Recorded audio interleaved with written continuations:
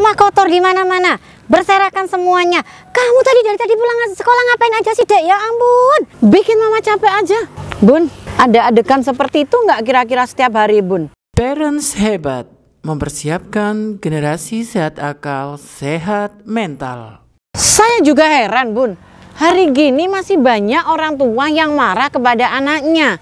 Dan yang saya lebih heran adalah marahnya itu adalah marah pada anak-anak usia balita, usia 4-5 tahun yang nggak ngerti di mana ngeletakkan sepatu, yang nggak ngerti dia kalau minta sesuatu nangis terus.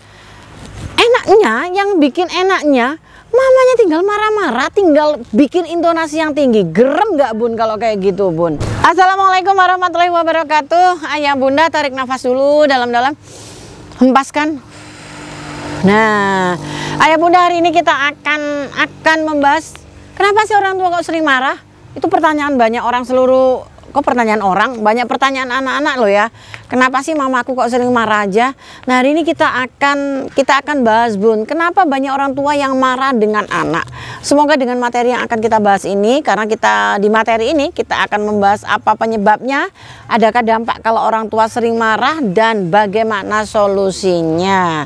Nah, jangan kemana-mana, terus simak sampai habis channel Parents Hebat agar kita menjadi orang tua yang sehat akal, sehat mental, dan gak marah-marah. Oke, Bunda, apa sih penyebab orang tua sering marah begitu ya? Karena ini sebetulnya adalah sebuah harapan begitu ya. Bahkan bisa dikatakan mimpi bagi anak-anak agar orang tuanya nggak marah. Setidaknya ada 9, Bun, kenapa orang tua sering marah. Dan biasanya nih yang marah adalah mamanya. Oke, mama yang ada di rumah, yuk ma, keep stay tune ma di sini ma. Apa penyebab orang tua yang marah? Yang pertama adalah, 1, tidak mengetahui karakter anak. Bunda, anak adalah makhluk yang unik, pribadi yang unik dari penciptaan Allah yang Maha Kuasa. Oleh karena itu tidak ada satupun anak di dunia ini yang memiliki kelebihan saja ataupun yang memiliki negatifnya saja, kekurangannya saja. Karena uniknya itu tadi, maka karakter mereka berbeda-beda. Yang kedua adalah masih menerapkan metode pengasuhan jadul. Pengasuhan gaya kakek nenek ngajar ke orang tua diterapkan ke selanjutnya, generasi selanjutnya, bahkan dari generasi baby boomer masih dibawa ke generasi sekarang. Padahal anaknya udah generasi alpha begitu ya. Ternyata generasi pengasuhan dari baby boomer kemudian dari generasi X begitu masih dibawa. Sedangkan anak-anak mereka adalah alpha yang tentu saja sangat berbeda pola pengasuhannya, sehingga sudah tidak layak untuk diterapkan di metode pengasuhan yang sekarang. Yang ketiga adalah orang tua yang egois. Banyak orang tua yang menuntut keinginannya kepada anak. Nuntutnya apa? Ya ditaati. Nuntutnya apa? Setiap ucapannya ini anak harus melakukan. Egois kan kalau orang tua seperti itu. Sedangkan apa yang dibutuhkan anak tidak diberikan. Nah, ini masuk yang keempat adalah pahami kebutuhan anak. Setiap anak di rentang usianya yang berbeda memiliki kebutuhan yang berbeda pula. Ketika di anak usia balita, kebutuhan dia adalah memiliki rasa penasaran yang tinggi. Jadi dia ingin megang sesuatu, dia ingin manjat dan sebagainya, yang semuanya memiliki resiko. Nah, ketika kita marah atas apa yang dilakukan, itu artinya kita tidak tahu kebutuhannya. Karena kebutuhannya adalah semua indera atau sensornya ini mendapatkan sentuhan. Yang kelima adalah minimnya ilmu parenting. Ayah bunda, semestinya ketika menikah atau bahkan sebelum menikah, ayah bunda sudah memiliki bekal ilmu parenting. Karena dengan ilmu parenting itu nanti kelanjutannya adalah ayah bunda akan tahu bagaimana ilmu tahap tumbuh kembang anak, mengawal pertumbuhan anak-anak sejak dari 1000 HPK kemudian hingga ke golden age hingga masa selanjutnya. Selanjutnya yaitu mental sedang tidak sehat. Mental tidak sehat ini artinya orang tua memiliki keyakinan ataupun mindset yang tidak semestinya, artinya yang tidak growth mindset. Maka ketika tidak growth mindset, mentalnya ini banyak menghalangi stuck. Kalau sudah stuck atau terhalang, maka tidak mampu berpikir dengan logis untuk memikirkan pengasuhan-pengasuhan yang seharusnya. Yang selanjutnya, yang ketujuh, yaitu Yang ketujuh yaitu pelampiasan. Ayah bunda biasanya masih mencari pelampiasan ya. Saat memiliki masalah, pikirannya banyak. Siapa nih yang harus dilampiaskan, ke siapa nih kemarahannya? Karena objeknya hanya ada anak-anak, maka biasanya anak-anak yang mendapatkan itu. Yang kedelapan yaitu tumbuh di lingkungan yang memang dibesarkan dengan kekerasan verbal dan fisik. Orang tua yang memiliki ataupun tumbuh sejak kecil dari model pengasuhan yang memang memiliki kekerasan verbal dan fisik, maka hal itu juga akan terturunkan kepada anak-anak. Yang kesembilan, penyebab yang terakhir yaitu ayah bunda lelah fisiknya, lelah pikirannya. Nah, lelah fisik dan pikiran menjadi kita mudah marah kepada anak-anak. Nah, lalu ayah bunda apakah dampaknya kalau orang tua sering marah? Yang pertama adalah bisa dikatakan ayah bunda mengalami kegagalan dalam mendidik anak-anak.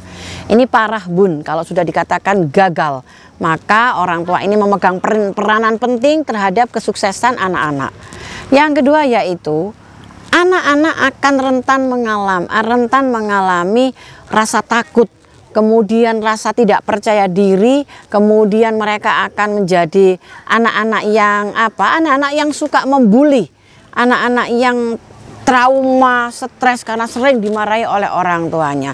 Kalau dia sudah terkena bully, maka di tempat lain dia akan menjadi pelakunya.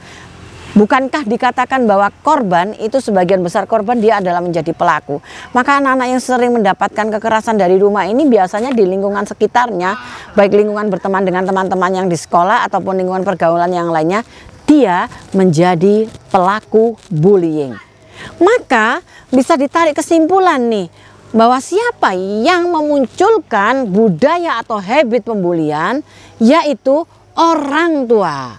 Wow, besar sekali dampaknya di saat sekarang ini kita sedang booming, sedang menggencarkan stop bully, tapi ternyata dari keluarga, dari orang tua yang memunculkan bullying itu sendiri. Dampak yang ketiga adalah Bunda pernah nggak kalau lagi marah nih biasanya kan kita ngomongnya nadanya cepet, intonasinya tinggi, diksinya negatif. Kamu gini, hingga nafasnya ini sulit, ritmenya tidak teratur.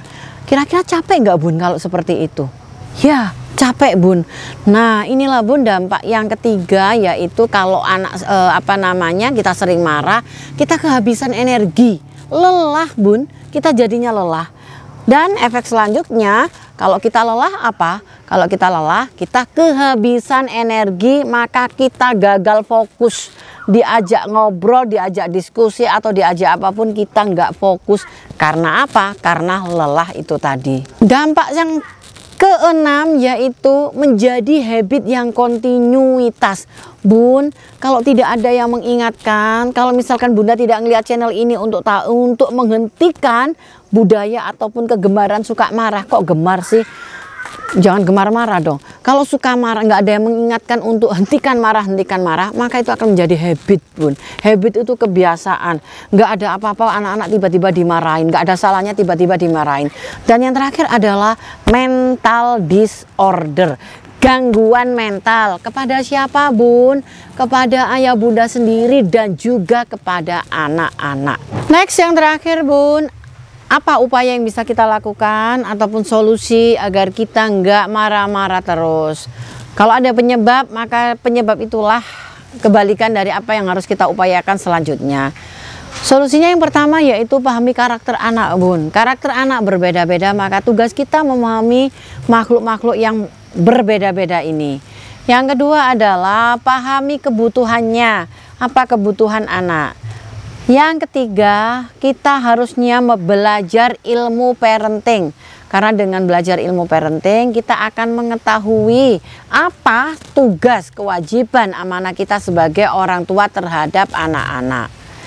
Yang keempat adalah stop egois. Hilangkan sifat ataupun kebiasaan yang suka menuntut anak.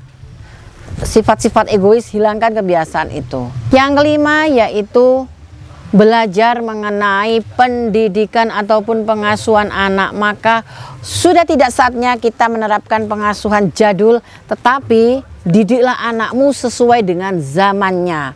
Karena mereka hidup pada zamannya, di saat itulah apa yang harus kita sajikan atau harus yang kita berikan kepada mereka. Well, selanjutnya yang paling penting adalah komunikasi dengan pasangan kita sebagai support system tentang tanggung jawab, pembagian kewajiban ataupun yang lainnya, karena memang suami istri ini adalah sama-sama menjadi support system dalam keluarga. Yang selanjutnya lagi yaitu istirahat. Istirahat ini sangat penting ya bun, semuanya pasti memiliki fase lelah, maka istirahatlah yang cukup agar fisik kita ini mendapatkan haknya yang tidak sampai mengorbankan wujudnya dalam bentuk kemarahan kepada anak. Dan solusi terakhir ayah bunda adalah me time.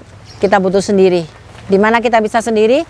Kita bisa sendiri dengan saat kita bersama Sang Rob, yaitu di keheningan malam saat tahajud.